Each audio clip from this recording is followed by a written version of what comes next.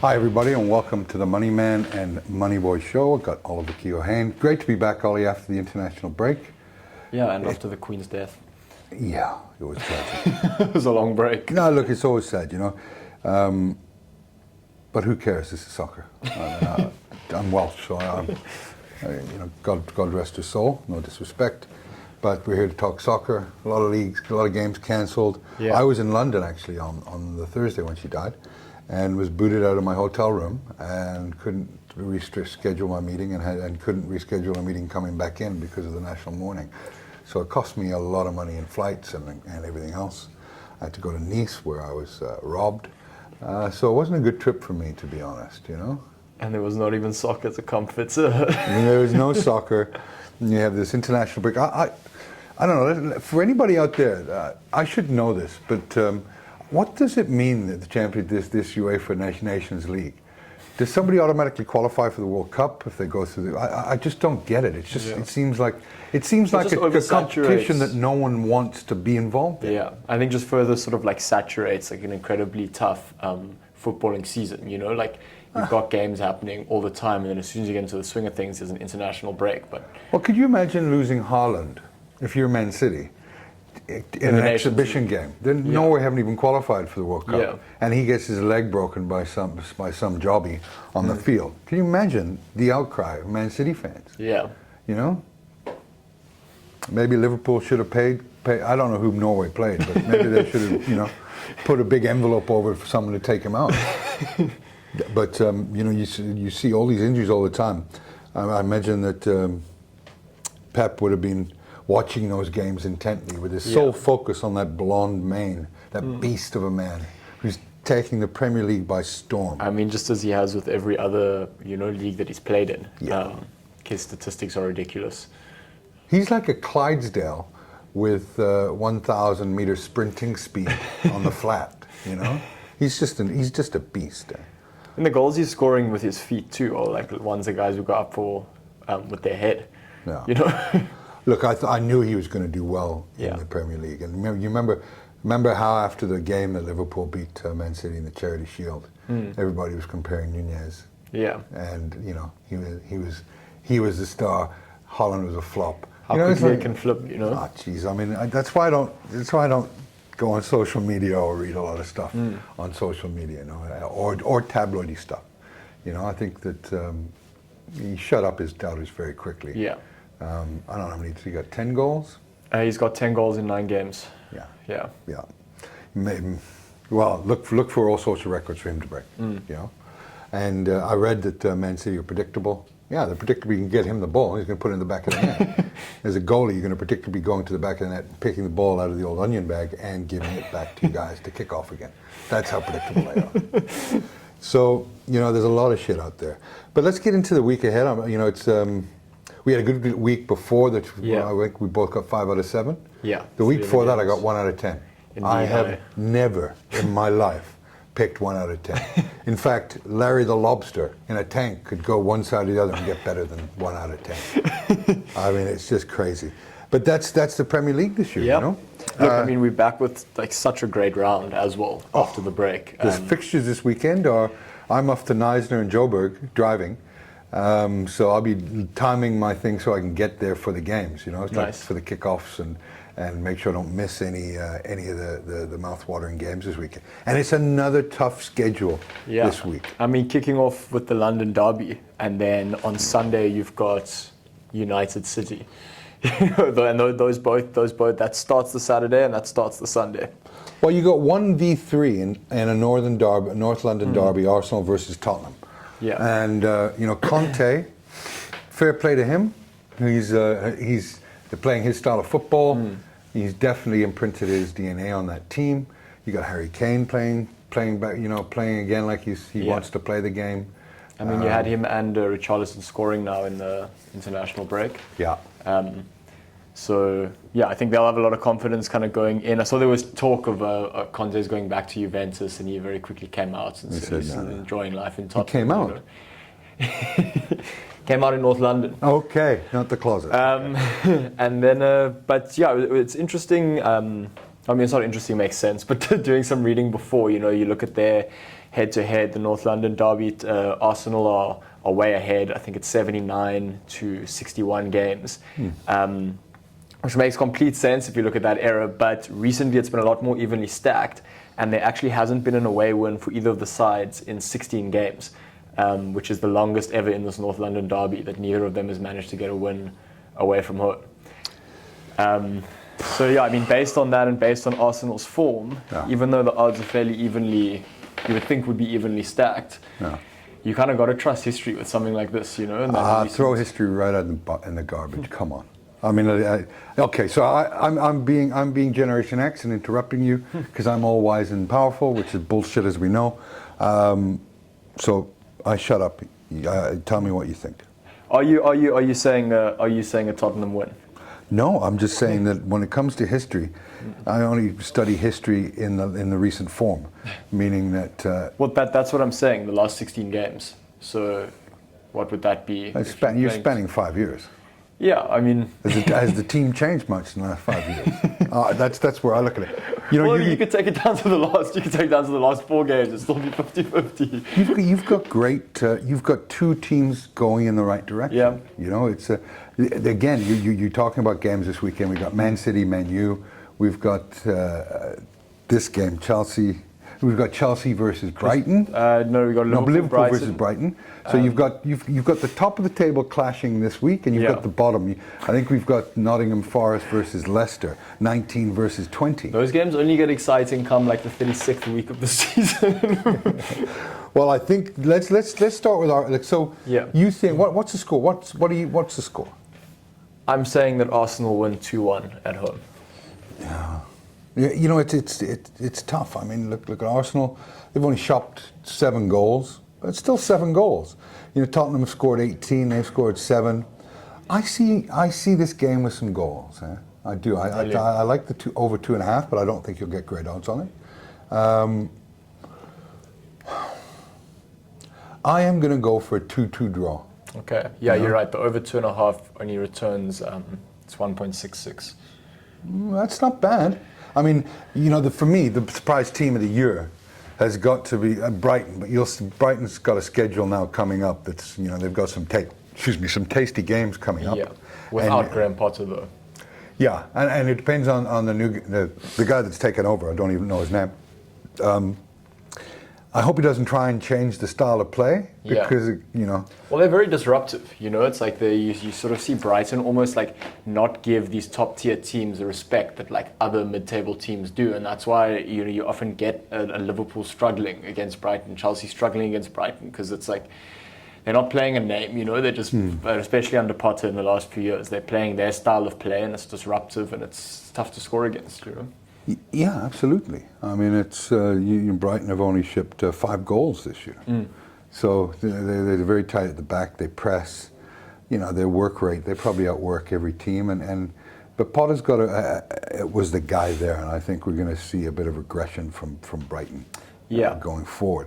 But let's Arsenal. I think 2-2 Arsenal. Okay. I've been wonderfully impressed with Gabriel Jesus. Yeah. What an acquisition he was. I think it's so rare at the moment in soccer where you're seeing a guy that's still very much at the peak of his powers make a transfer to a rival club, you know? Yeah. So if you look at this instance, if, you know, Liverpool had Jesus, they would never have let him go. If Arsenal had him last year, they would never have let him go. You know, Chelsea, I doubt it, but it's an enigma with City's squad where they have so much that they could actually make good business by selling Gabriel Jesus while he was still playing well. And I mean, I think it's probably been the best thing for him. And the best but it was a decent. It was still a bargain price for me. Yeah. You know. So Jesus was a bargain for 45 million for Arsenal, but a good piece of business for Man City that they don't need him, and obviously the money they're paying Haaland. Yeah. I mean, they still made money in their transfer window, you know, which is insane. Unusual. Yeah, but I mean, you look at who they sold, you know, Sterling, Jesus, Zinchenko. You know, Zinchenko, another great signing by Arsenal. Yeah. I believe that they are still waiting on his fitness though for this weekend. Yeah. But look, nevertheless, I think a 2-2 draw for me. You like Arsenal 2-1, huh? Yeah. Okay. So be it. Liverpool, Brighton. Then we have a whole bunch of games, about 5 games kicking off at 4 o'clock. First one being, one of them, Liverpool, Brighton. So you would hope that some serious work's been done now during the kind of international break on Liverpool's side. But how, with all those guys playing international football? Sorry. No, I mean, I get the point. I know what you're saying. You're saying, hoping that there's... Yeah, I mean, you've got Nunez playing for Uruguay, scoring, playing alongside Luis Suarez. Obviously Suarez was amazing. He's lucky. For He's Liverpool. lucky to not be bitten. Yeah, but it's like I was reading a piece earlier, like Suarez sort of getting the best out of Nunez, and people kind of questioning why is he not necessarily getting this sort of same delivery at Liverpool. And look, like, he was never going to be a like-for-like replacement for Mane, and it has, as much as Klopp's wanted to stick to the same system, it's changed their system, because you've got Mo Salah out wide, cutting in very little, but you've got Nunez not playing as an out-and-out 9, you've still got him sitting deeper, and he's yet to play a full 90 minutes in the Premier League. So, well, he did get red carded. No, he did, but I'm saying it was a half here, half there, then obviously he's banned. So, yeah, look, my thing with that is you've got Salah that hasn't had a wonderful start to the season. And a player of that, form is temporary, class is permanent. Certainly at his age. I think that Salah and the likes will give him enough service to allow him to score enough goals. And I think the break came at the right time for Liverpool. I think that the thing that they needed was a bit of recovery from the amount of injuries that they've had. Yeah, no, we've really been hit by injury after injury. Almost a little bit reminiscent of about 3 seasons ago, after Van Dijk's knee got chopped by Pickford. Everyone just seemed to go down. But look, again, it's a debate one has every time as a Liverpool fan too, is you got to look at the spend and the fact that there is just, there is no spend in deepening that squad. There's like very little midfield there. I've had James Milner 36 starting, match after match for Liverpool, which was never supposed to be the case. No. I think he was heading towards coaching one of the junior sides, Really? Yeah, I mean, I think he's going to be one of those guys that Liverpool bring through the ranks. Yeah. He's such a professional. And you're right. Liverpool didn't envisage him playing so much this year. And he's 36, like you say. But for the sake of the scores, it's like I think Liverpool are unbeaten, 26 games at home. Yeah. Brighton, new coach. Liverpool, I think, really needing a win. I've said this every week since the start of the Prem, but I think you go with Liverpool here. I'm going to say a 3-1. They will probably concede first and then have to come back and score 3. Yeah, it's hard. It's hard to look at someone like Brighton, and there's got to be some fallout and regression with Potter's departure. Yeah. Liverpool. Look, they've only. That one game, if you take the 9-goal anomaly against Bournemouth out of there, Liverpool haven't been setting the world ablaze either. No, not at all. So the 15 goals that they've scored is a bit of a misnomer, with 9 being against one team. Yeah. So I see this game being very tight, and I'm going to go for a 1-1 draw. Low scoring. Yeah. Okay. Interesting. Yeah. No, you know what? Sorry, folks. I'm going to go for a 1-0 Liverpool win. I can't fall behind. Am I beating you in the? You're still way ahead, comfortably ahead. Yeah. Okay, but I don't want to let my foot off your throat. We got Fulham versus Newcastle, which is a very interesting game again for me. I'd rather watch that than Liverpool versus Brighton, to be honest with you. You got Newcastle that are sort of ridiculously. They've only lost 1 game, but they've only won 1 game. Yeah. They've drawn 5. Yeah. And that's not going to get you into Europe. But I do think better things are to come, especially with Isako. Is it Isako? Yeah. His signing. He scored on debut. 1 goal disallowed. So I think he's going to be a great signing. But how about Mitrovic? Yeah. No, I mean, Fulham are sitting 6th on the table. Yep. But they concede as much as they score. As they score, yeah. Do you? I mean, the odds here are. You've got Fulham, you've got Newcastle favoured despite the log position. They're 2.30 for an away win. Yeah. But That's because of the signing. Yeah. So I mean, what do you? But do you read into that as? Look, it's strange considering the form that Fulham are in, and Mitrovic seems to be guaranteed a goal every game. Yeah. But Fulham concede. Newcastle are a bit more organised at the back. I can see Newcastle winning this game 2-1. I could actually see a 2-2 draw. Yeah, I think I'm gonna put that down. Yeah, well, we don't always see things the same way, do we? Then we have Southampton versus Everton. For me, the must-miss game of the week. Yeah. Who cares?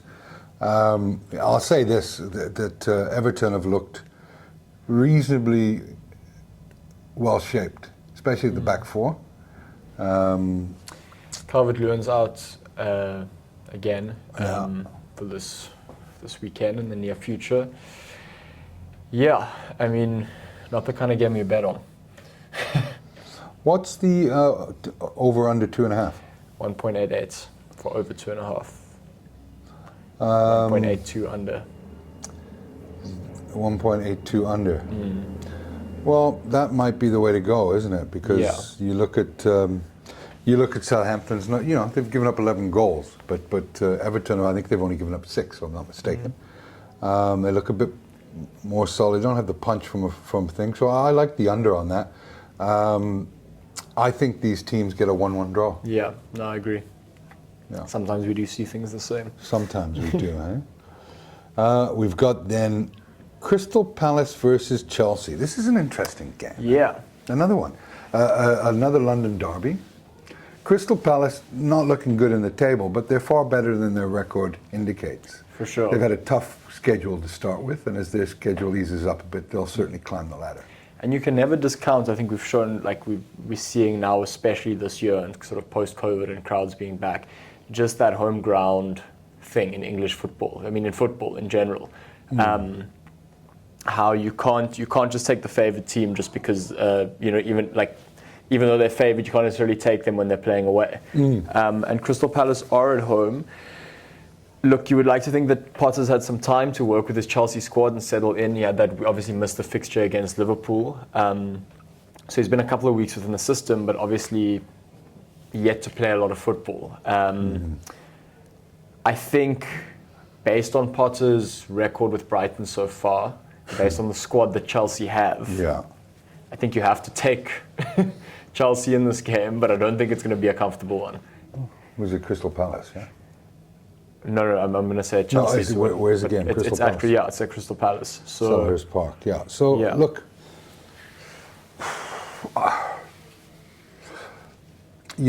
to change a system quickly, especially during an international break where so many of the Chelsea players, if not all of them, are all internationals. So Potter might have been getting acclimatized to the surroundings, but he certainly hasn't been spending much time with his team. So I like Crystal Palace to get a point in this game. Okay. And you know what I'm going to say? 1-1. 1-1. I'm going to go 2-1 to Chelsea. Okay. This is how difficult the selections are this week. The next game, you've got another couple bottom dwellers. West Ham, who finished in Europe, so they've got the distraction of the UEFA Cup. Yeah. That competition is called. The Europa League. Europa League. Thanks, Solly. So you got is it Wolves versus West Ham? Yeah, Wolves are playing West Ham away. So West Ham at home. Here's an interesting fact. In 14 games, these teams have combined for 6 goals. And last year it seemed, that the West Ham was scoring for fun. Yeah, I mean, Wolves have been terrible though, and they are, they've got a couple of injuries. They're traveling. I think West Ham at 1.93 is actually a value bet. I love the Hammers at home to beat Wolves. I really do. 1.93. That's going to be my bet. out for the weekend. One of them, you know. Sure. I haven't posted much because I've been away, but I'm back and the fingers are typing furiously this weekend. I love hammers to beat and get back into a bit of form and leap up to around 15th, 15th, 14th. So I like the hammers 2-0 over Wolves. That's my bet, yeah. Yeah. May even put down a correct score bet. Why not?